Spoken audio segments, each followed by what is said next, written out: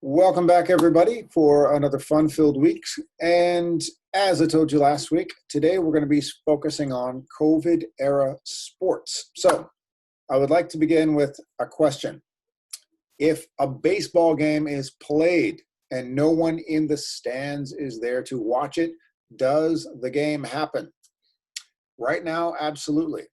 Not only will the game happen, there will be cheerleaders and a mascot running up and down the field, asking the people who are not there to clap their hands. Why? The entire sports world today is not focused on people live at the event, but focused on the people watching it through their screens, just the way I'm teaching a class right now through the screen. I'm actually not, as you could guess, at a live sports event. I am sitting in my apartment.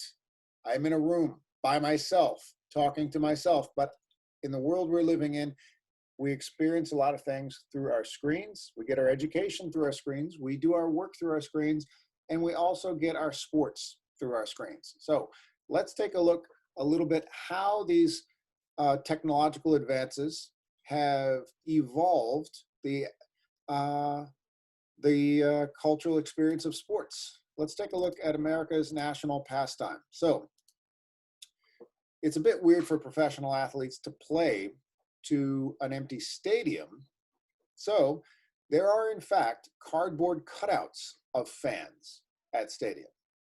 If this is your first time in America, if you never experienced a baseball game, baseball, it's considered the national pastime because it's a slow game to watch. Games, they run about a little more than 4 hours each.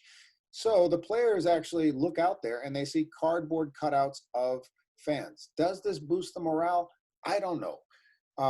Do people think this is weird? Of course people think this is weird, but what's not weird? Now, if we look at another sport, football. Football is experimenting at the moment with let's say a slightly controversial piece of technology, and I'm going to circle it right here. It is the NFL's face shield. If you're not familiar with American football, the way it works is that both teams line up on what's called the line of scrimmage, and their faces are less than 6 feet apart. So all that breath, all that sweat, all that spit that flies out in the heat of the games before the ball is snapped, that will be blocked by this shield. It seems like a piece of plastic that's meant to be a mask to wear just as we wear masks in public. What you're going to do on our first day of the week for this class is I'm going to give you an article about the debate in the National Football League over face shields. It's politicized. Many football players do not want to wear these face shields and are making an argument that it's impeding their personal choice and it is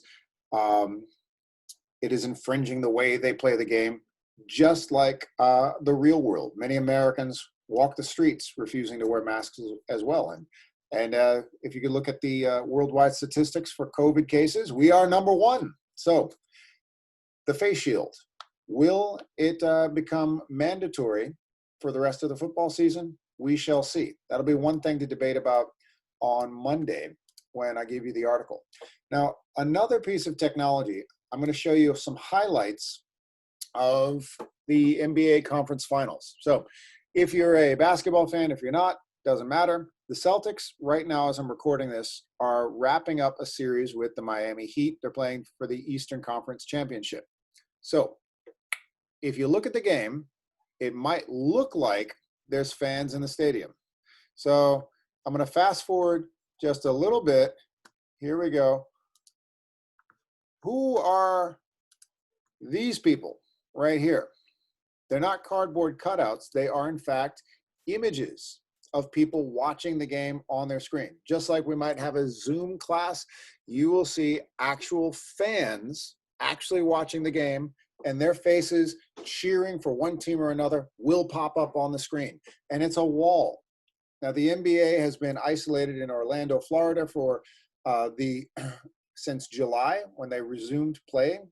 and now it's down to 4 teams, but each of these teams, they are living in what's informally called the NBA bubble, and they're going to play for the championship. It's really just the teams, the staff, and a wall of LED screens with images of fans popping up. So imagine playing a basketball game and little faces popping up for the championship game. So if you're not into sports, it doesn't matter. This is really a cultural phenomenon, a historic moment that we're watching at this particular moment. So each day this week during one of my classes, I'm going to give you an article to read about the COVID era sports technology, and we're going to have a discussion. So I want to see a lot of comments in the class discussions. And by Friday, the end of the week, I would like you to write a short essay choosing 2 sports technologies for the COVID era. It could be those NFL face shields. It could be those cardboard cutouts at baseball games, anything. It could be the whole process that the 16 teams that have finished out the NBA season have played and practiced in quarantine. It could be anything. So this should be an interesting week. If you like sports, if you don't like sports, this is a very interesting time to watch it. All right. So that is it for class. Happy reading.